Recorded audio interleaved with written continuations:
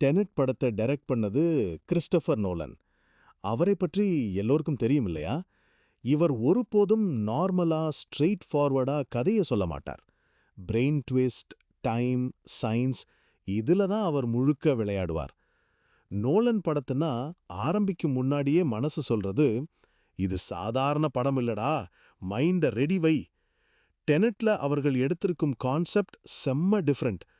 Time ஒரு வழி மட்டும் போகாதா போல, ரிவர்ஸாவும் ஃபார்வர்டாவும் ஒரே நேரத்துல நடக்குது.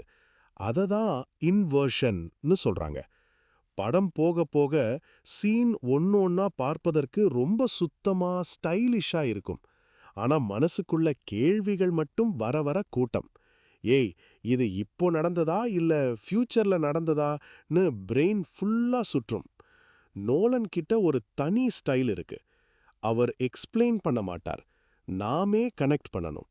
அதுதான் அவர் படத்தோட கிக். டெனட்ல விஷுவலும் ஆக்ஷனும் டாப் கிளாஸ். கார் ரிவர்ஸ்ல போகிற சீன், புல்லட் திரும்ப வரும் சீன் எல்லாமே வேற லெவல். ஸ்டோரி புரிஞ்சிக்க செகண்ட் டைம் பார்க்கணும்னு தானே ஃபீல் வரும். ஓவராலா சொல்லணும்னா நோலன் படம் பார்க்கிற எக்ஸ்பீரியன்ஸ் வேறதான்.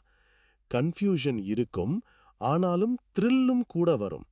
லாஸ்ட்ல வாவ்டா, இவர் என்ன படம் எடுத்திருக்காருன்னு ரெஸ்பெக்டும் தானே அதிகமா இருக்கும்.